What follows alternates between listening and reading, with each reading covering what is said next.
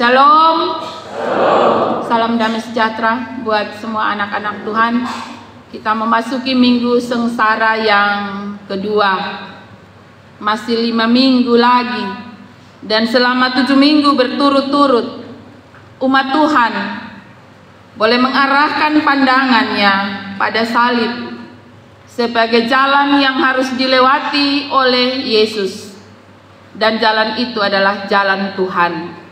Jalan itu adalah jalan untuk pendamaian. Sebagaimana tema pemberitaan kita pada minggu ini. Saudara-saudaraku yang kekasih, itu bisa dikatakan bahwa darah Kristus menjadi alat sehingga terjadi pendamaian. Tembok-tembok pemisah diruntuhkan. Kekasih Tuhan sekalian, apa yang terbaca bagi kita menjelaskan tentang kehidupan kita. Kalau Paulus mencoba mengingatkan kita akan kehidupan masa lalu kita, kehidupan kita yang dahulu tanpa Kristus, kehidupan tanpa pengharapan, maka kondisi ini disebut oleh Rasul Paulus sebagai orang-orang yang masih jauh. Tetapi sekarang kita disebut sebagai orang-orang yang menjadi dekat. Menjadi dekat karena darah Kristus yang tercurah. Karena jalan salib yang harus dilewati oleh Tuhan kita. Sehingga melaluinya kehidupan kita dibangun menjadi kehidupan atau kediaman Allah di dalam roh. Ini sesuatu yang luar biasa, Papa Mama. Karena sesungguhnya kehidupan kita adalah kehidupan yang fana. Kehidupan menuju kebinasaan.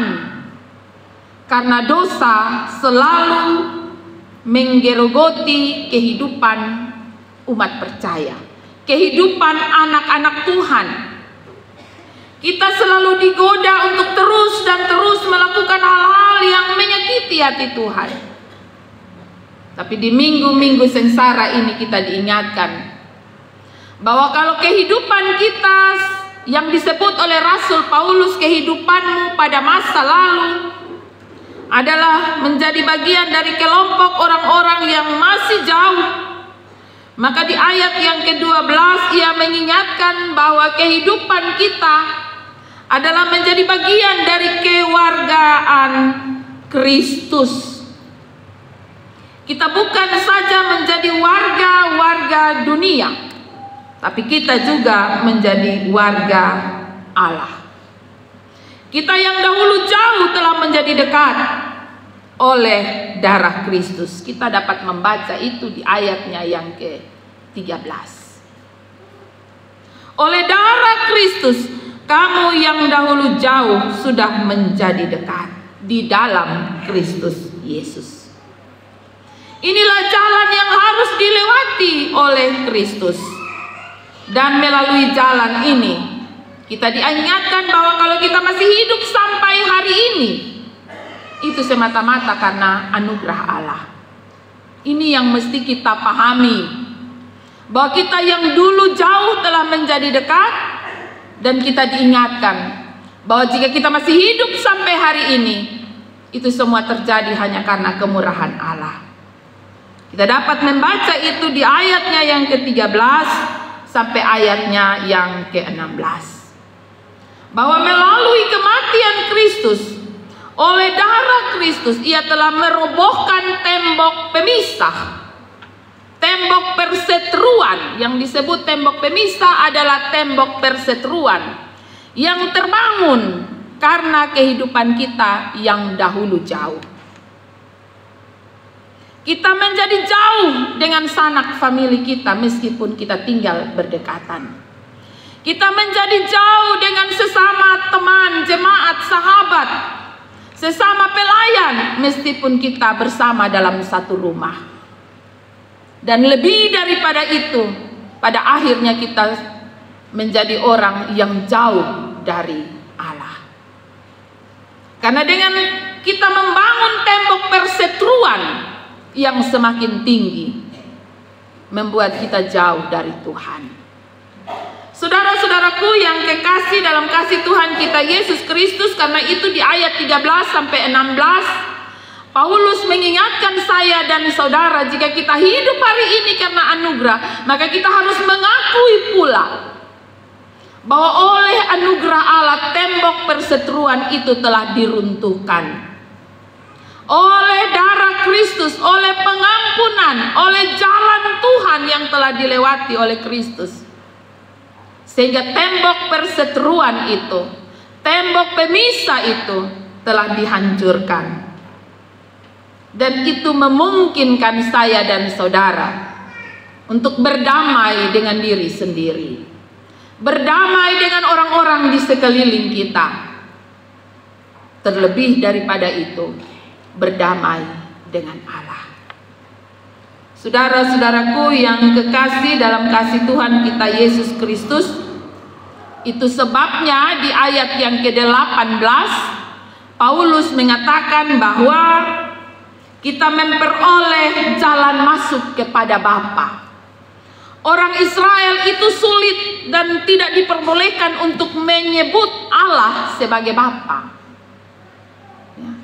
Nama Allah yang diberikan oleh Allah sendiri kepada Musa, ketika Musa meminta nama kepada Allah, Allah menyebut aku adalah aku, atau dalam bahasa singkatan bahasa Ibrani Yahweh. Itu tidak boleh disebutkan oleh umat Israel kata itu, karena nama itu adalah kudus. Karena itu mereka menggantinya dengan Adonai, mereka menggantinya dengan kalimat Elohim, supaya mereka tidak menyebutkan nama Allah yang kudus itu. Tetapi melalui jalan keselamatan, melalui kematian Kristus, kita tidak saja diperbolehkan untuk memanggil dan menyeru nama Allah, tapi bahkan lebih daripada itu, ayat yang ke-18 mengatakan kita memperoleh jalan masuk untuk menyeru Allah sebagai Bapa. Kita boleh memanggil Allah sebagai Bapa kita. Kita menerima Allah sebagai Bapa oleh anugerahnya. Saudara-saudaraku yang kekasih, ini memberikan sebuah tanda kepada saya dan saudara bahwa melalui salib, bahwa melalui darah Kristus ada pendamaian. Semua telah terbayar lunas. Tidak ada lagi dosa masa lalu, bahkan tidak ada lagi dosa masa ini dan dosa di masa yang akan datang. Sepanjang kita terus mengakui Kristus sebagai Tuhan dan penebus hidup kita, maka tidak ada dosa yang terlalu besar yang tidak dapat diampuni.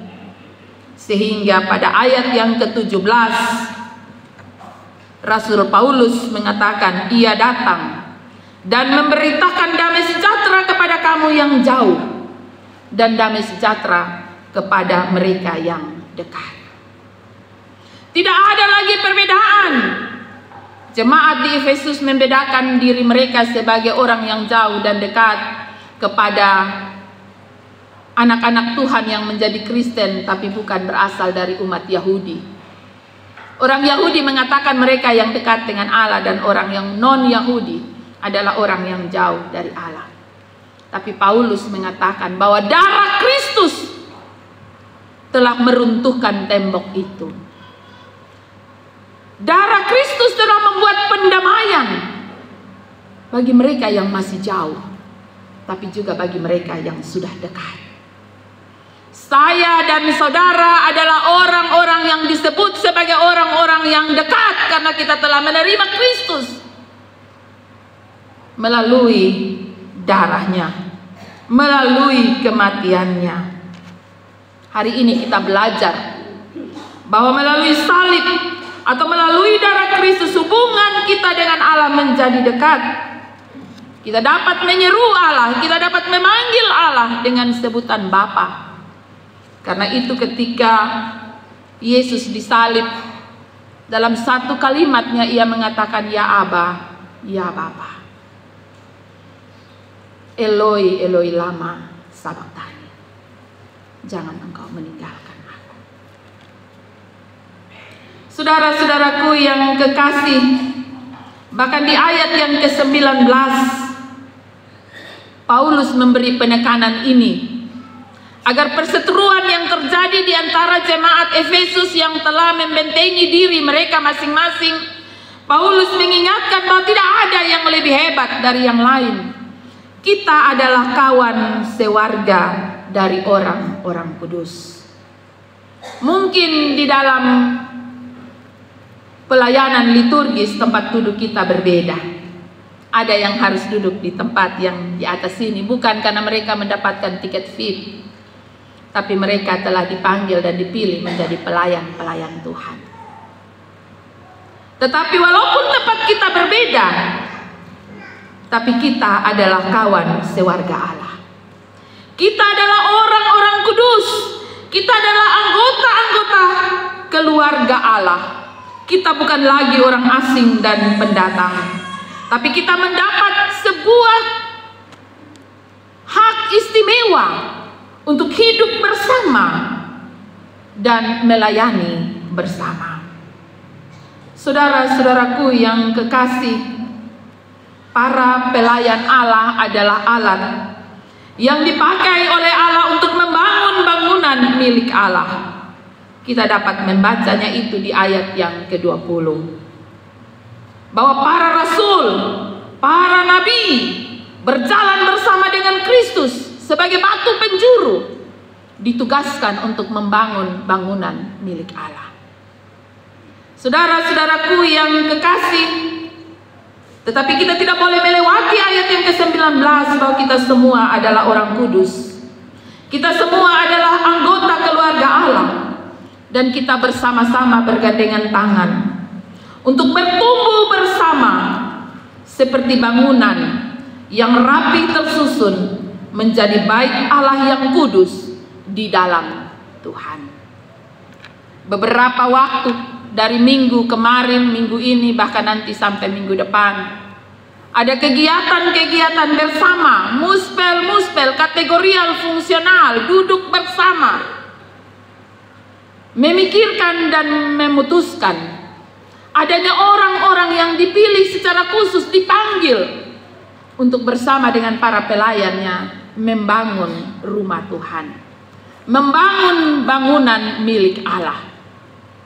Kita diberi kesempatan untuk ikut bersama, memberi kehidupan kita sebagai bentuk ucapan syukur kita kepada Tuhan atas jalan Tuhan atau jalan salib yang telah dilewati oleh Kristus. Dan jalan itu menjadi batu penjuru bagi kita, menjadi alat barometer untuk mengukur saya dan saudara. Batu penjuru itu kan alat untuk mengukur seberapa lurusnya bangunan itu. Perjalanan pelayanan, kehidupan bersama adalah patokannya pada jalan Tuhan. Saudara-saudaraku yang kekasih dalam kasih Tuhan kita Yesus Kristus, menyadari bahwa hanya melalui jalan salib, pengorbanan Kristus telah meruntuhkan tembok pemisah atau tembok perseteruan, maka firman Tuhan ini mau mengajak saya dan saudara untuk tidak membangun tembok-tembok yang baru, entah itu dalam kehidupan bergereja, bermasyarakat atau berkeluarga. Karena pengorbanan Kristus telah melewati segalanya. Para pelayannya, kita pun terus diingatkan tentang bagaimana kehidupan kita yang terus diperdamaikan, terus diperbaharui, dan menjadikan Kristus sebagai batu penjuru. Roh Allah berdiam di dalam kita dan menolong saya dan saudara untuk dapat melihat bagaimana jalan damai itu, jalan Tuhan itu telah dilewati di minggu-minggu sengsara ini. Saudara-saudaraku yang kekasih, dalam kehidupan bersama kita, ayat 19 mengingatkan kita sebagai anggota-anggota dari keluarga Allah. Kita telah melewati satu peristiwa momen penting dalam kehidupan bersama kita. Pesta telah usai, ya. Kita sama-sama berpesta pada tanggal 14. Mungkin sebelum tanggal 14 kita duduk berseberangan. Kita tidak duduk bersama karena kita memiliki pilihan yang berbeda. Tapi pesta telah usai dan hari ini firman Tuhan datang kepada saya dan saudara. Mungkin ada di antara kita yang kecewa, ada di antara kita yang begitu gembira dan penuh sukacita. Mungkin di antara kita ada hal-hal yang tidak menyenangkan. Tapi saya mau bilang bahwa pesta telah usai. Kita harus menata hidup kita. Dan di dalam menata hidup kita, marilah kita melihat jalan Tuhan sebagai jalan damai. Jalan Tuhan yang harus kita renungkan sepanjang 7 minggu sengsara ini. Bahwa jalan yang dilewati Tuhan untuk sebuah pendamaian bukan jalan yang mudah, tapi jalan yang penuh dengan kesengsaraan. Ia melewatinya dengan ketaatan dan kesetiaan, dan melaluinya kehidupan kita diperdamaikan. Karena itu, sebagai umat yang dipanggil menjadi warga kerajaan sorga, jadikanlah jalan Tuhan sebagai jalan damai dalam hidup kita. Berdamailah dengan diri sendiri, berdamailah dalam kehidupan bersama, terlebih berdamailah dengan Tuhan. Jika ada kekecewaan, datang kepada Tuhan dan berdamailah dengan Tuhan. Karena hanya itu jalan satu-satunya bagi saya dan saudara untuk menjalani kehidupan yang penuh dengan anugerah ini. Tuhan Yesus memberkati firman-Nya, menolong saya dan saudara untuk mewarnai kehidupan yang masih Tuhan anugerahkan ini. Sehingga apapun yang mesti kita lewati, kita tahu bahwa kita memiliki Tuhan sebagai sumber damai sejahtera. Amin.